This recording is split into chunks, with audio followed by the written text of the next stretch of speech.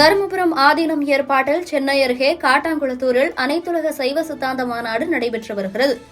இம்மாநாட்டில் கலந்து கொள்ள காரில் சென்ற மதுரை ஆதீனத்தின் கார் உளுந்தூர்பேட்டை சேலம் ரவுண்டானாவை கடந்து சென்றபோது மற்றொரு கார் மோதிவிட்டு நிற்காமல் சென்றதாகவும், கார் சேதமடைந்து தூங்கிக் கொண்டிருந்த ஆதீனம் காயமின்றி உயிர் தப்பியதாகவும் சொல்லப்பட்ட சம்பவம் அதிர்ச்சியை ஏற்படுத்தியது.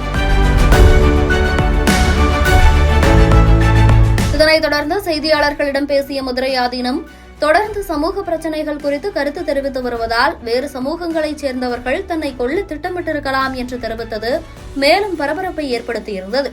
இந்த சம்பவத்தை கண்டித்து பல்வேறு அரசியல் கட்சித் தலைவர்கள் கண்டனம் தெரிவித்து வருகின்றனர். இந்நிலையில்தான் மதுரை ஆதீனம் தரப்பில் பொய்யான தகவலை பரப்புவதாக கள்ளக்குறிச்சி மாவட்ட காவல்துறை அறிக்கை வெளியிட்டுள்ள சம்பவம் மேலும் சர்ச்சையை கிளப்பியுள்ளது.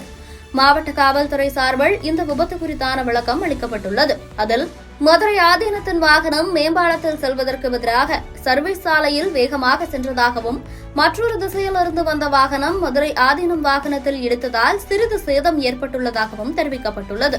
அத்தோடு இச்சம்பவம் தொடர்பாக மதுரை ஆதீனத்தை கொலை செய்ய முயற்சித்ததாக அவர் குற்றம் சாட்டிய நிலையில் அங்கிருந்த சிசிடிவி காட்சிகளின் அடிப்படையில் விசாரணை மேற்கொண்டுள்ளனர்.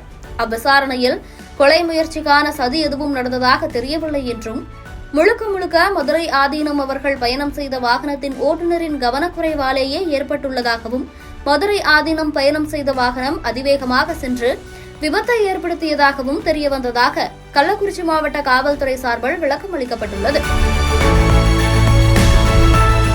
மேலும் இச்சம்பவம் தொடர்பாக மதுரை ஆதீனம் தரப்பிலிருந்து எந்த புகாரும் கொடுக்கப்படாத நிலையில் பொதுவெளியில் உண்மைக்கு புறம்பான தகவல்களை பரப்பினால் கடுமையான நடவடிக்கை எடுக்கப்படும் என காவல்துறை தரப்பு தெரிவிக்கப்பட்டுள்ளது. விபத்து தொடர்பான சிசிடிவி காட்சிகளும் வெளியிடப்பட்டுள்ளது. அதில் மதுரை ஆதீனம் வந்த கார் அதிவேகமாக வந்து மற்றொரு காரின் பக்கவாட்டில் உரசுவது போன்று சிசிடிவி காட்சிகள் பதிவாகியுள்ளது. இதைத் தொடர்ந்து மதுரை ஆதீனம் தரப்பிலிருந்து பொய் தகவல் பரப்பப்பட்டதாக சமூக வலைதளங்களில் கண்டனங்கள் எழுந்து வருகின்றன.